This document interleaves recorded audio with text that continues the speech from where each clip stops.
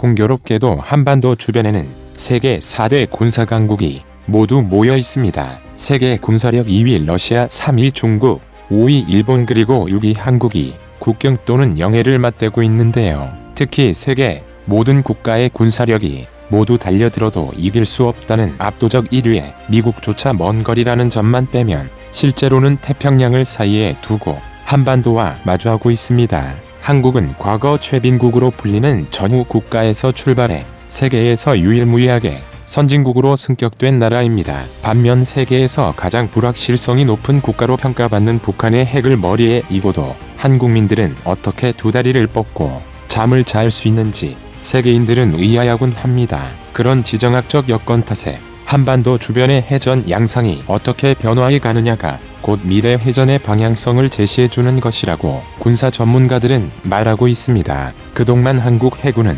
군사 강대국들과 비교해 특히 해군력에서 큰 격차를 보며 왔습니다. 그러다 보니 육해공 3군 중에서 상대적으로 전력 증강 계획에서도 해군은 후순위로 밀리면서 주변국들과의 해군력 격차는 더 벌어질 수밖에 없었습니다. 반면 한국은 삼면이 바다라는 지형적 여건 때문에 북한을 제외한 주변 모든 국가들은 영해나 영공을 통해 한국 영토에 접근할 수밖에 없습니다. 그럼에도 한국의 해군력이 열세를 보이면서 최근 만보 트렌드로 부상하는 반접근 지역 거부 전략 A2AD에서 뒤처지는 것 아니냐는 위기감이 급부상하게 되었습니다. 반접근 지역 거부 전략은 2000년경부터 미국이 중국의 서태평양 명역 지배 전략을 부르는 명칭인데요. 미 전략은 중국이 새롭게 만들어낸 것이 아니라 매우 전통적인 전략입니다. 즉 해양력이 열세한 세력이 강한 세력을 상대로 펼치는 해전을 거부하는 형태라고 할 수 있는데, 이는 함선 이외의 다른 무력수단을 동원하며 에서의 무위를 점한 세력의 접근 및 팽창을 저지하겠다는 전략이기 때문에 이 전략만 잘 활용한다면 주변국 대비 해양 전력이 열세인 한국이 주변국을 압도하지는 못하더라도 쉽게 무시받지 않게 할 수 있는 전략입니다. 그래서 이 위기를 민식하게 된 것을 기점으로 한국은 급격하게 해군력 증감 계획을 추진하게 됩니다. 반면 한국과의 격차를 더 벌리듯 최근에는 미국이 주도적으로 추진 중민 공해 전투 ASB 전략과 다영역 작전 MDO 전투 교리까지 등장했습니다. 이 전략은 향후 2025년에서 2040년까지 미국 주도로 각국이 벌이게 될 참과 방패로 묘사되는 전력 증감을 부추길 전망입니다. 미래 전장은 어느 특정 군대만 강하다고 해서 될 일이 아니라 지상, 공중, 해상, 우주, 사이버, 전자기 등 6개 영역으로 세분화되어 가고 있습니다. 다시 이 6개 영역들이 얼마나 유기적으로 연결되어 효과적으로 합동작전을 펼치느냐에 따라 전세를 판가름하게 될 전망입니다. 그래서 미래의 군은 기존 육해공군으로 나누던 개념에서 연합합동작전의 개념으로 대전환을 추진하고 있습니다. 이러한 추세는 한국군에도 시사하는 바가 매우 큽니다. 일명 포병부로 불리며 밀덕들이 열광하던 육군 포병 전력 위주의 전력 증감 계획에도 대변역을 예고하고 있기 때문인데요. 그래서 준비했습니다. 오늘은 한국이 주변국 대비 해양 전력은 열세지만 동북마에서 한국이 위협적인 국가로 인정받는 이유에 대해 알아보겠습니다. 우리 국민들은 무의식적으로 생업에 전념하고 삶아가고 있지만 사실 한반도는 평시가 아닌 전시 상황 속에 있습니다. 더 정확히 말하자면 잠시 휴전을 하고 있을 뿐인데요. 따라서 한국의 전력 증감 계획은 여타 다른 국가들과 비교해 다른 양상으로 추진되어 왔습니다. 대표적으로 극단적이며 전면전을 삼정한 전력 증강이 그것입니다. 일명 독침 전략으로 불리는 미 전략은 지더라도 한국을 침략하는 나라 회복 불능의 불구가 될 것을 각오하고 덤벼라라는 강력한 경고를 주변국에 각인시키고 있습니다. 따라서 우리가 통상 주변국과 비교하고 있는 군사력도 수치도 단순한 숫자 차이에 불과합니다. 실제 한국을 상대로 전쟁을 벌이려는 국가가 있다면 그 나라는 이미 내부적으로 회생불능 수준에 직면할 각오까지 하고 한국을 침략해야 한다는 이야기입니다. 이 말은 이미 한국은 상당 수준의 전쟁 먹지력을 확보한 나라라는 것입니다. 그 일례가 있는데요. 핵무기 같은 전력 외적 민 묘민을 제외하고 가정했을 때 한국의 현재 군사력은 유럽 국가 전체 전력이 달려들더라도 패하지 않을 정도의 전력을 확보한 상태입니다.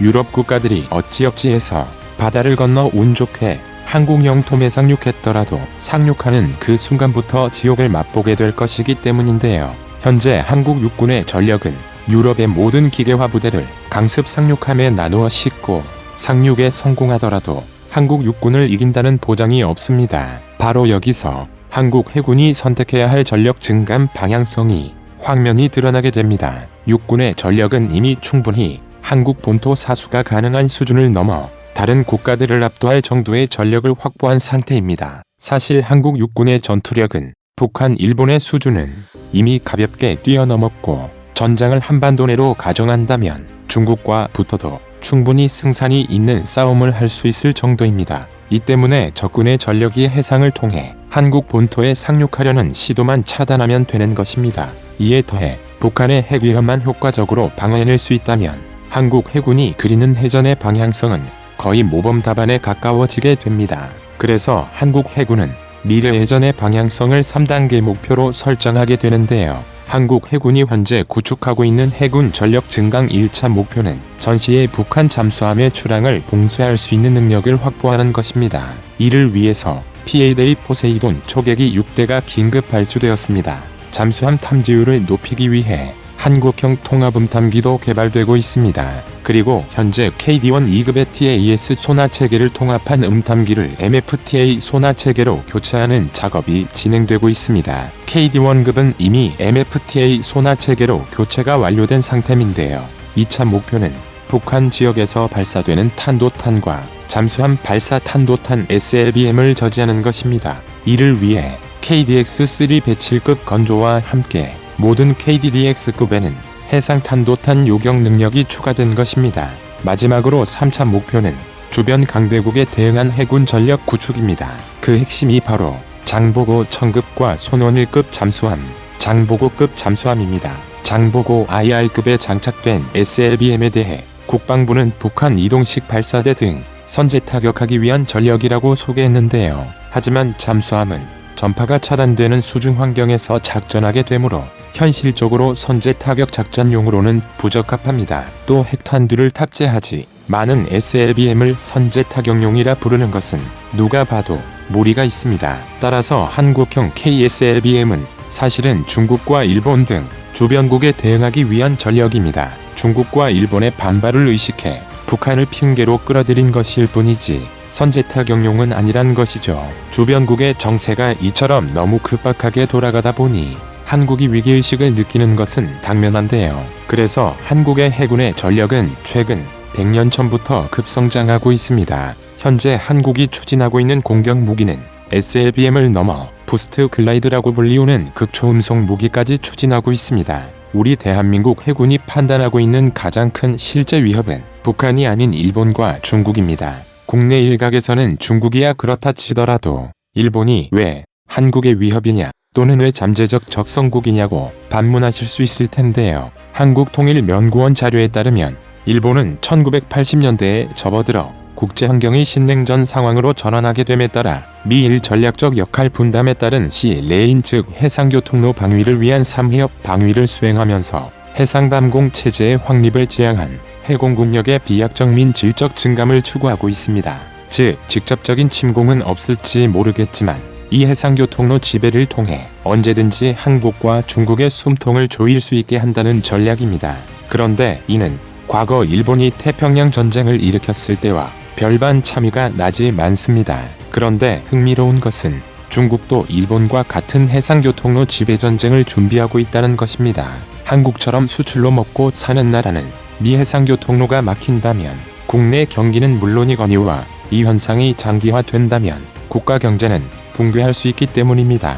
그럼 어떤 분은 이런 생각을 하실 수 있을 겁니다. 바다가 막히면 하늘로 다니면 되지 않겠냐 하겠지만 만약 바다가 막히면 하늘길로 다니는 항공기는 그 안전을 장담할 수 없고 항공기의 물동량은 제한적으로 바뀌게 됩니다. 쉽게 말해 한국은 이 해상교통로의 확보 유무에 따라 국가 존속이 결정된다고 해도 과언이 아닌 것입니다. 현재 한국 해군력은 북한의 잠수함 전력을 제외하면 북한 해군 전력에 비해 비정상적으로 압도적 우위를 보이고 있습니다. 즉 해군 전력 증감의 실제 목적이 북한 해군력에 대응할 목적이 아니라는 이야기입니다. 북한 해군이 아닌 일본, 중국 해군과의 해전을 삼정하자 한국 해군이 느낀 위협은 한국 해군의 수상함이 위험하다는 결론에 도달하게 됐는데요. 이를 방증이라도 하되 일본은 지난 2003년부터 한국에게 위협적인 전략 자산들을 대거 도입하고 있습니다. 일본이 도입한 이 전략만으로도 한국은 일본과의 해상 전투에서 승리를 장담할 수 없게 됐는데요. 그런데 뜻하지 많은 호재가 한국 앞에 나타나면서 그동안 동북아시아에서 제대로 기도 펴지도 못하고 무시받던 한국이 이제는 오히려 그들을 위협할 수 있는 국가로 성장하게 됐는데